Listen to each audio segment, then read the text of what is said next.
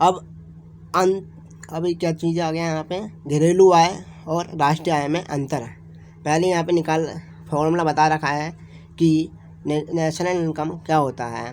Domestic income में जब हम NFIA यानी विदेशों से शुद्ध कारक आय, इंग्लिश में net factor income from abroad को हम जोड़ देते हैं तो हमारा नेशनल इनकम निकलता है। ठीक है, अब अंतर बात आती है क्या है। पहला डेफिनेशन का अंतर हो जाएगा। ये इसका क्या होता है, सामान्य निवासी, अरे क्या होता है, देश के अंदर जो भी वस्तु निर्मित हुई उसका योग को हम क्या कहते हैं, घरेलू आय। ठीक है, इसमें NFIA शामिल नहीं होता क्योंकि इसमें NIFI शामिल होता है क्योंकि फॉर्मूला ऊपर बता रखा है, जबकि घरेलू आय में हम विदेशी आय को शामिल नहीं करते हैं। ठीक है, उत्पादन किसने किया, मुख्य बिंदु है इसका, और उत्पादन कहाँ हुआ, इसका ये मुख्य बिंदु है।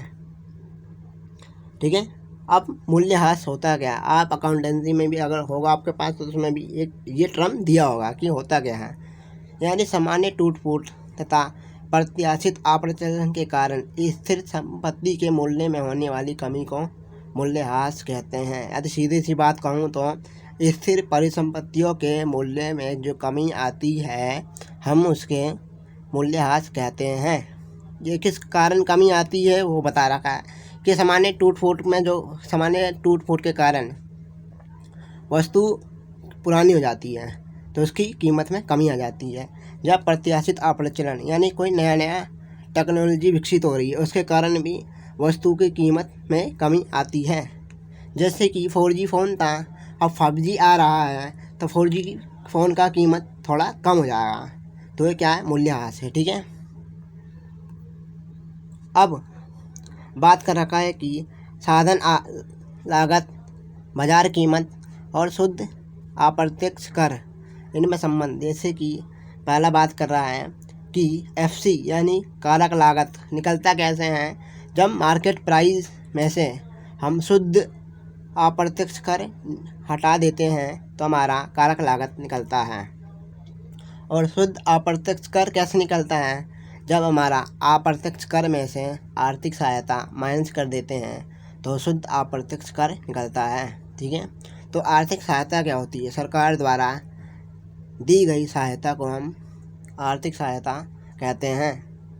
जैसे कि हमें कच्चा माल चाहिए, यानी हम कोई जूता बना रहे हैं तो चमड़ा ज़्यादा महंगा है बाज़ार कीमत पर, सरकार उसे हमें कम कीमत में मुहैया करा रही है तो क्या दे रही है, हमें आर्थिक सहायता दे रही है। लेकिन जब वस्तु बन जाती है, हम उसको तैयार हो जाती है, हम जब उसको बाज़ार में बेचने जाते हैं तो सरकार हमें हमारे उस वस्तु पर GST भी लगाती है। ठीक है, ठीक है।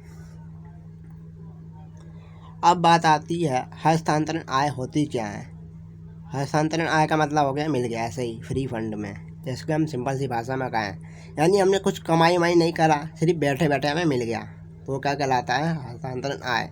यानी बिना किसी सेवा या वस्तु से प्राप्त आय को हम हस्तांतरण आय कहते हैं। यानी हमें कोई गिफ्ट मिल गया या हमें दान मिल गया या स्कॉलरशिप मिल रहा, पॉकेट मनी मिलती है घर से, तो वो क्या कहलाता है, हस्तांतरण आय कहलाता है। ठीक है, अब घरेलू क्षेत्र या आर्थिक क्षेत्र होता क्या है, ये सरकार द्वारा प्रशासित भौगोलिक क्षेत्र को संदर्भित करता है जिसके अंदर व्यक्ति, सामान और पूंजी स्वतंत्र रूप से प्रवाहित हो सके। ये क्या होता है, सरकार के द्वारा एक भौगोलिक क्षेत्र होता है जहाँ पर व्यक्ति, पूंजी और सामान का आसानी से आदान प्रदान हो सके। ठीक है, तो क्या कहलाता है, आर्थिक क्षेत्र। आर्थिक क्षेत्र में क्या क्या शामिल होता है, जल सीमा के साथ राजनीतिक सीमाएं होती हैं। ठीक है, देश के निवासियों द्वारा संचालित 2 या 2 से अधिक देशों के बीच जहाज, हवाई जहाज, यानी 2 देशों के बीच, रूस और भारत के बीच हवाई जहाज चलता है, एयर इंडिया, तो क्या है, भारत का आर्थिक क्षेत्र है। ठीक है, यानी अंतर्राष्ट्रीय जल में देश के सामान्य निवासियों द्वारा संचालित मछली पकड़ने के लिए जहाज, तेल, प्राकृतिक गैस, कुएं इत्यादि। यानी अंतर्राष्ट्रीय जो समुद्री सीमा है वहाँ पे कोई तेल भंडार मिल जा रहा है तो वो उस देश का आर्थिक क्षेत्र कहा जाता है। ठीक है, विदेशों में स्थित दूतावास, वाणिज्यिक दूतावास और सैन्य ठिकाने, यानी विदेशों में हमारे जो सैनिक प्रतिष्ठान है तो क्या कहलाता है, वहाँ का आर्थिक क्षेत्र, यानी हमारे भारतीय सैनिक दूसरे विदेशों में हैं, कैंप लगाए हुए हैं, तो वो भी हमारा देश का आर्थिक क्षेत्र कहलाता है। ठीक है।